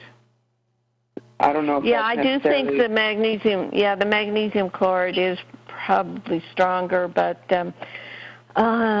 shoot. Do you think, you could be still toxic from the antibiotics, and you could have gotten some good yeast overgrowth. In your diet, your raw food diet, were you eating a lot of fruit? I was trying. It's kind of hard money-wise. I try my best to get healthy food in, but it doesn't always happen. not necessarily because I don't want it. It's just my parents aren't the healthiest, so I eat kind of what they eat. And I feel like that was a factor as well. Now that I've, been working, and I had to get out of school because of this whole thing, so I don't have that much stress on me. I do feel like I did take a lot of stress in these past 2 months with school. I had to buy a new car and then working in the heat like this. So, I could be to I don't know how to say it, but a yeast infection could have happened during this whole just look into that, and look at these past 3 months, Ryan, as a real, true education. You know, heaven forbid, but you went through this. You'll never forget it, and if you're going to be continue to be a personal trainer and a coach and a nutritionist, this is what is affecting people. Everything you've gone through is what it's affecting people, and you had a fast course in it, and you're learning from it, and you're going to get better. But just use common sense, go slow, be careful about what you read on the Internet. Everybody has a half-truth out there, but you have to see how it works within your own body. I mean, calcium can be a sensitive thing. I know if I eat a couple of cups of yogurt a couple days in a row, my heart palpitations come back because I have too much calcium compared to my magnesium. So, you work these things out in your own personal experiment. Yep, that's pretty much what it's been. It's been trial and error, and it's kind of scary. Well, we're up to the hour now, but I do want you to call back and let us know how you're doing, because, to get someone your age to turn you around now is very uncommon, so I appreciate you calling in. I will call back as soon as I start. Okay. Thanks, Ryan. Thank you. Thanks, Jenny. Ryan. Thanks, Bob. Karen. Thanks, Bill. Thanks, Jenny. Great show. Bye, Bob. Glad to have you back in my life again, Jenny. Here on AchieveRadio.com. Till next time, so long, and thanks for all the fish. Bye. Bye. AchieveRadio.com. Well, it's marvelous, you see, as coming into your knowingness of the power that you actually have. As human beings, you can be, do, or have anything. And if you can get humans to come to the spark that activates the non-physical part that's already within them, they know. Then they know. Then it takes all the mysterion out of it. And then you can come into your power, your powerness, and you get down to the only thing that has ever worked ever in the universe is to come into an alignment, to relax and allow, and come into your knowingness to take your power back. Psychic radio, holistic radio, spiritual radio.